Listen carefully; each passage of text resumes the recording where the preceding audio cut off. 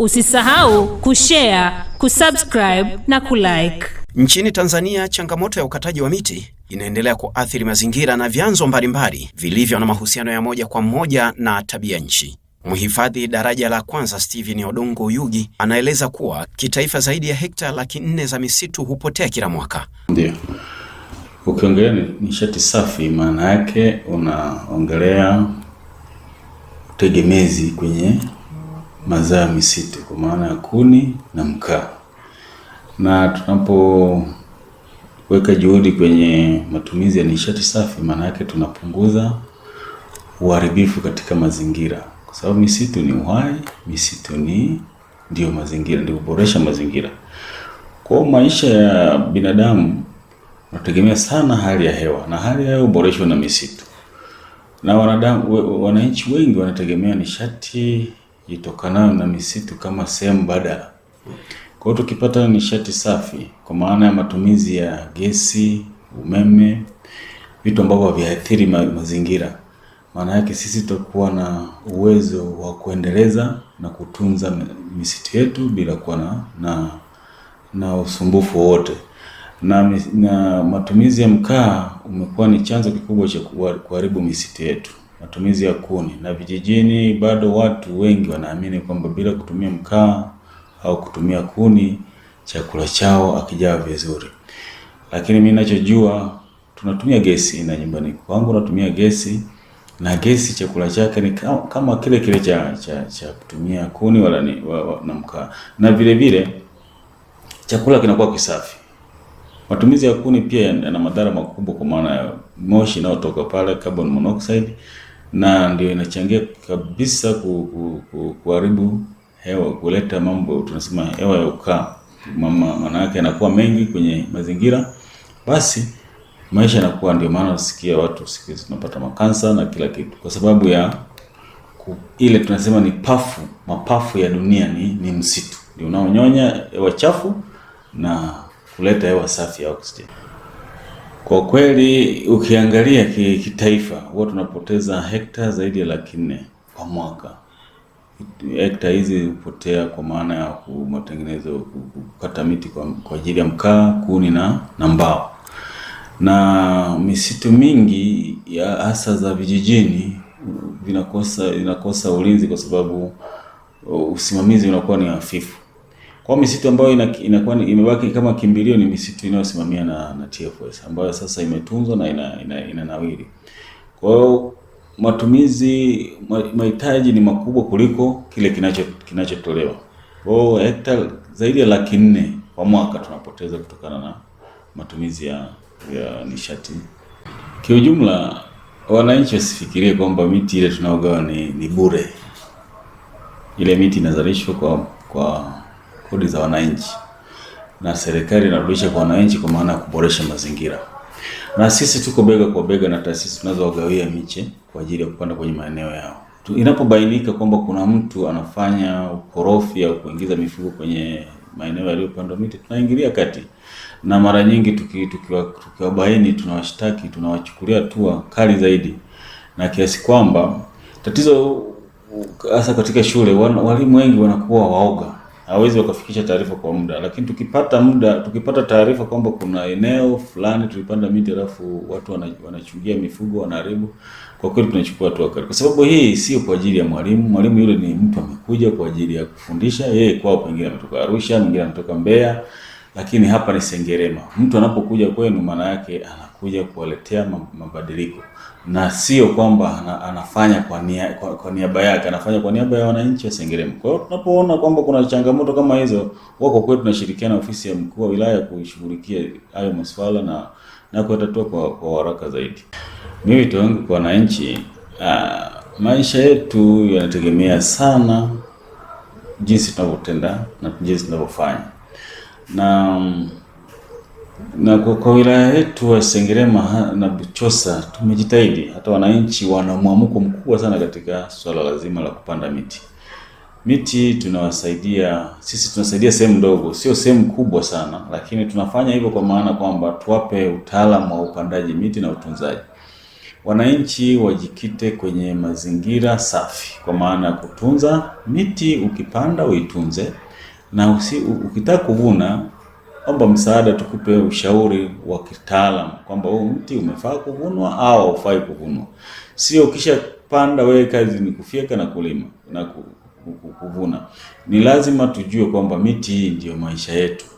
Tukisha haribu mazingira, mvua zikisha kosekana, hewa ikisha kuwa nzito, joto kali, na mbu wataongezeka kwa sababu mazingira tumeyaharibu. Maeneo yaliyotunzwa ya watu wanaishi maisha mazuri sana, mvua kwa wakati na mavuno wanapata. Na sisi tumezungukwa na ziwa Victoria. Uchafu unaoona maji yanaponyesha, mvua inaponyesha, maji yanatiririka kwenda ziwani. Maana yake majani yale ya miti, matunda na mbegu zile ni chakula kizuri sana cha samaki. Na ndio maana ukuta pembezoni mwa misitu iliyoko hasa Maisome na Kome, watu wanavuna samaki kwa kiasi kikubwa kwa sababu ya utunzaji tuliofanya kule. Kwa hiyo nawasihi wananchi wasichukulie kwamba hili swala ni la TFS. Hili swala ni la wananchi sisi sote.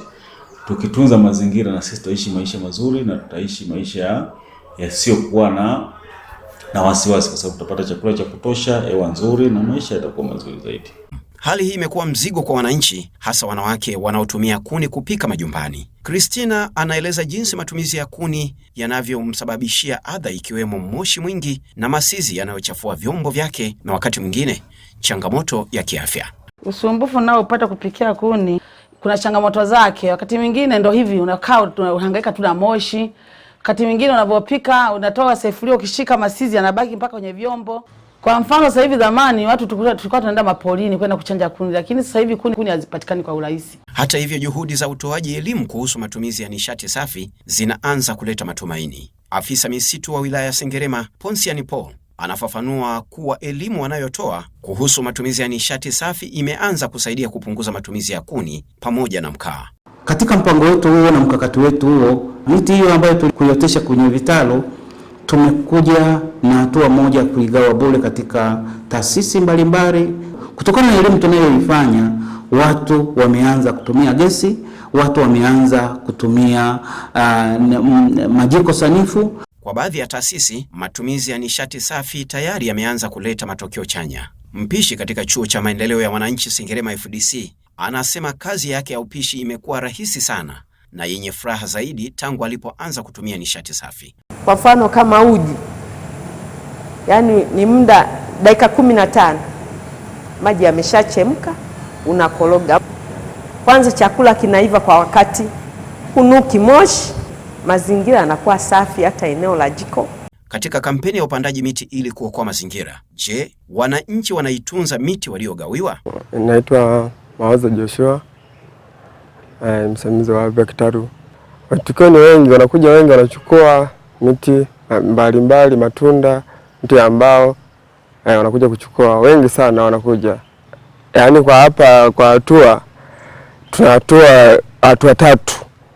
Sawa, hatua 3 kupanda, alafu utaalamu wake kuanzia kuotesha.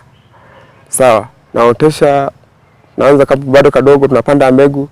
Tukipanda mbegu, baadaye kama naota kama 2 nachambua kama hapo unapoona. Yaani gharama yenyewe ni kubwa sana. Ila kuna wengine wanampuuza kabisa. Mtu akichukua miti hapa anaenda kuitelekeza, anaona kwa vile napewa ya bure, anaanza kuitelekeza. Ila ni thamani kubwa sana serikali inayotumia hapa. Baadhi ya taasisi za elimu kama shule ya sekondari Sengerema zimekuwa miongoni mwa wadau wanaoendeleza matumizi ya nishati safi. Naitwa Mwalimu Dennis Mganga Vedastus, mwalimu mwandamizi taaluma shule ya Sengerema Sekondari. Karibu sana. Asante. Kwa kweli tunashukuru kwa mradi huu wa nishati safi, kwa jinsi serikali ilivyotia juhudi yake kuhakikisha kwamba tunapata nishati ambayo imekuwa ni msaada mkubwa na mafanikio makubwa katika shule yetu ya Sengerema Sekondari. Tokea tumepata mradi huu, kwa kweli kumekuwa na mafanikio makubwa, wanafunzi kula chakula kwa wakati na kupunguza changamoto ya kupata chakula ambacho pengine hakijaiva, hasa wakati wa kipindi cha mvua. Kumekuwa na changamoto kama hiyo. Ukilinganisha gharama ya kuni na gharama ya nishati hii, kuna faida kubwa. Tuna save zaidi ya 40% tunasave zaidi ya 40% ya fedha, tofauti na kipindi kile tunatumia kuni na tunaipata kwa wakati, tofauti na kuni saa zingine zilikuwa zinachelewa. Kwa kweli tunamshukuru Rais wa Jamhuri ya Muungano Dr. Samia Suluhu Hassan kwa kuendelea kulisimamia hili, na sisi tunamtia moyo kama taasisi. Tunaahidi kwamba tutaendelea kushirikiana naye kuhakikisha kwamba tunapata nishati ambayo imekuwa chachu kwa afya kwa wanafunzi, lakini pia kwa wapishi. Kabla ya nishati hii ulikuwa ukiingia kwenye jiko hili unaweza ukafikiri kuna gari moshi mwingi, lakini pia vyombo ni vichafu. Lakini baada ya kutumia nishati hii kwa kweli eneo la chakula limekuwa safi, wapishi wetu afya zao zimeimarika tofauti na kipindi kile cha kuni. Kwa majina naitwa Sospita Nicolaus Patrick. Niseme tu ni kweli baada ya kuletewa gesi tumepata mafanikio makubwa, hususan ile kupika kwa haraka na kuivisha kwa wakati. Alafu zile changamoto, maana kipindi cha nyuma tunapokuwa tunapikia kuni kwa tunapata changamoto kubwa, maana waletaji ni tofauti. Ndio wanatoa kuni mbichi, naona zingine labda kavu, ndio hivyo moshi. Kwa hiyo changamoto ilikuwa ni kubwa, kuna nayo na miguu kuungua moto, moshi mkali. Kwa upande wa gesi kwa kweli imetusaidia asilimia kubwa. Naitwa Tekla Mpina, ni mshefu wa Tony Fast Food. Nishati hii safi ni bora kwa matumizi yetu ya hapa kwa sababu tuko katikati ya mji. Kwa hiyo kuni zina moshi, gesi haina moshi. Alafu pia na ufinyo wa eneo, hamna sehemu ya kuweka mafiga. Tunapikia ndani, so nje. Alafu gesi inaturahisishia, kwa mfano tunapokuwa tunataka kupasha kitu, tunapasha tu kwa haraka, inakuwa tayari. Ni tofauti na kuni, mpaka uwashe moto, ushike. Hii tunawasha tu kiberiti, tayari tumeshaivisha. Tumia gesi sio utajiri, ni matumizi tu kama matumizi mengine ya kawaida. Mfano, mkaa unanunuliwa, si ndio? Na gesi unanunua. Gunia la mkaa ni 60,000. Gesi ndogo ni 25,000 kwa matumizi ya nyumbani. Kama una familia ndogo unaweza ukatumia kwa siku 30 mpaka 20. Vile vile mkaa unatumia kwa muda ule ule. Kwa nahisi haviko mbali sana. Asante sana kwa kutakema jukumu. Asante, karibu. Kwa majina naitwa Christina Benjamin. Ni mkazi wa hapa Sengerema. Ni mkazi wa hapa Sengerema. Ndio, labda tueleze kidogo kuhusiana na matumizi ya majiko haya, nishati safi na nishati hizi za kuni. Wewe kama mama na unapika, unafikiri kwamba ni nishati gani ambayo inakuwa ni rahisi kutumia? Nishati safi kwa mimi binafsi na viona ni umeme pamoja na gesi. Hivyo ndio vinatupa kupika kwa urahisi, kwa ufasaha zaidi na kuacha sehemu yangu ikiwa safi. Pamoja na chakula changu kikiwa kiko safi kabisa. Hapana, ni mpangilio tu. Hawajapangilia tu na hawajaelewa na pia hawajapiga hesabu zao vizuri. Kutumia gesi pamoja na umeme wala sio gharama kubwa.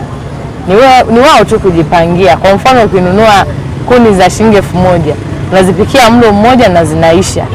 Haya, piga sasa hesabu 1,000 mara 30 una shilingi ngapi? Je, ukijaza gesi kwa mwezi mmoja si inatosha kutumia pia? Mimi naona matumizi ya gesi sio bei ghali sana. Kina mama wenzangu tutumie tu jiko la gesi, ni budget tu ambayo iko vizuri. Japokuwa tu hatujapiga vizuri hesabu zetu. Pesa ya kutoa kidogo kidogo ni pesa nyingi sana kwa mwezi. Ila sema hatujumlishi. Ndio maana tunafikiri kununua gesi kwa shilingi 24,000 ni gharama kubwa. Mkuu wa wilaya Sengerema Senyi Simon Ngaga anaweka msisitizo kwa wananchi kuhamasika kutumia nishati safi ili kulinda mazingira na afya katika jamii. Ni kweli Mheshimiwa Rais alitoa maagizo ya kwamba sasa taasisi au sehemu zozote ambazo zile zinakuwa zimekusanya watu wengi, basi tuanze tubadilike, tutumie nishati safi na salama. Kipendekezo hasa kutumia gesi, makaa ya mawe, na hata umeme pia, ni vitu vya design kama hivyo. Kwa hiyo kwa wilaya yetu ya Sengerema tunamshukuru Mungu, tumeanza kutekeleza agizo la Mheshimiwa Rais. Wewe mwenyewe ni shuhuda, uliona ukienda kutembelea shule ya sekondari Sengerema sekondari pale tunatumia nishati safi, lakini ukienda pia shule ya sekondari Nyampurukano na kwenye wanatumia nishati safi, lakini ukienda shule msingi Sengerema na kwenye tunatumia nishati safi. Ukienda Nyanango kwa kule Buchosa na kwenye tumeanza, uliona ni mradi ambao ulizinduliwa na Mwenge na kwenye pia wanatumia nishati safi na ile ni shule ya msingi. Lakini vile vile ukienda kwenye magereza yetu utaona na kwenye tunatumia makaa ya mawe. Hizo ni baadhi tu ya taasisi ambazo nimezitolea tu mfano ambazo zinatumia hiyo nishati safi, lakini sio hizo tu, hata FDC chuo cha maendeleo na kwenye pia ukienda utaona pale kuna mradi mkubwa kabisa ambao wanatumia hiyo nishati safi, wamewekewa na majiko ya kisasa kabisa pamoja na hizo shule ambazo nimezisema. Kwa ujumla mwitikio ni mzuri kwa sababu unajua kubadilisha kwenye kitu ambacho tumekizoea kutoka huwa ni ngumu.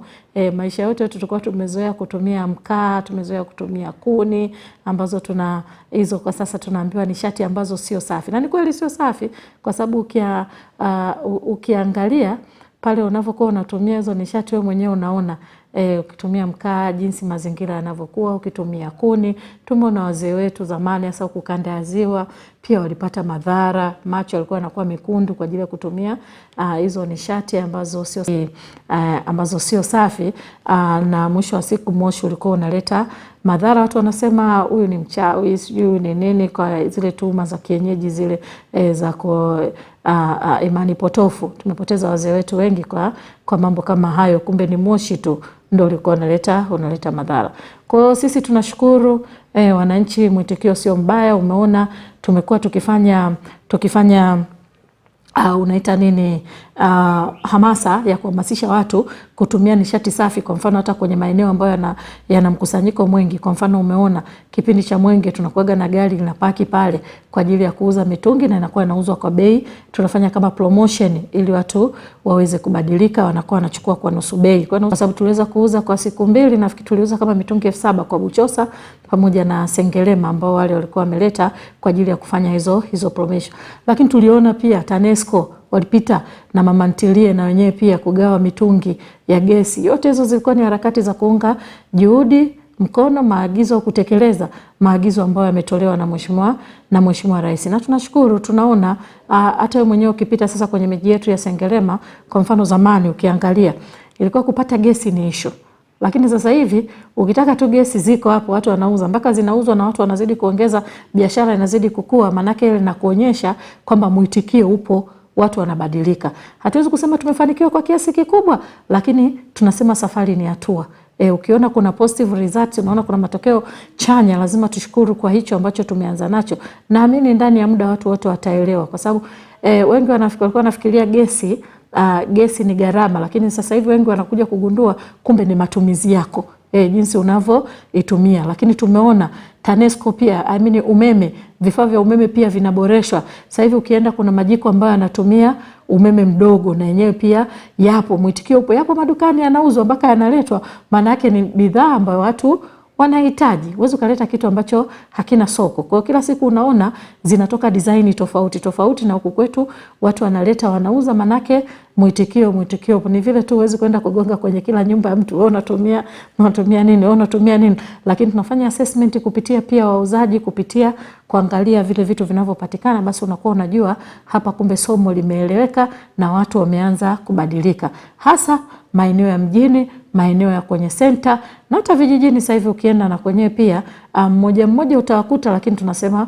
mwitikio sio mbaya sana, na tunaamini ndani ya muda basi somo litakuwa limeeleweka kwa wote. Ndio ongeni, nafikiri hata wewe mwenyewe ni shahidi. Dhamani pia ukienda kule vijijini, nyumba nyingi zilikuwa za nyasi, kwa sababu walikuwa wanaamini za bati ni nyumba za watu wa mjini na watu wenye fedha. Lakini sasa hivi unaona hata kama mtu ana nyasi ni mmoja sana kwa wilaya yetu hii. Wapo, hatukatai, wapo, kwa sababu vipato vilingani, lakini unaona kila mmoja anayefanya shughuli, anayelima, anatafuta fedha ili aweze kuboresha maisha yake. aweze kuboresha nyumba kutoka kwenye tope. Wengi sasa hivi wanajenga za tofali, kama sio ya kuchoma basi ni tofali hii ya simenti ya block, alafu na bati wanapiga. Hadi vijijini sasa hivi ukienda ndo nyumba unazozikuta. Zamani ulikuwa unazikuta mjini, lakini sasa hivi mpaka vijijini. Kwa hata kwenye gesi, ndio maana nasema kwa sababu ni kitu ambacho kimekuja na wengi walikuwa hawajazoea. Unajua mara kwanza ilivyokuwa imekuja, wengi waliaminishwa kwamba gesi ukiacha tu ya matajiri, lakini pia waliambiwa ni kitu hatari sana kutumia. Kwa wengi walikuwa wanaogopa. Kwa unaona kwa kukaa na jiko la gesi ndani ni kama vile umekaa na petroli na kitu gani.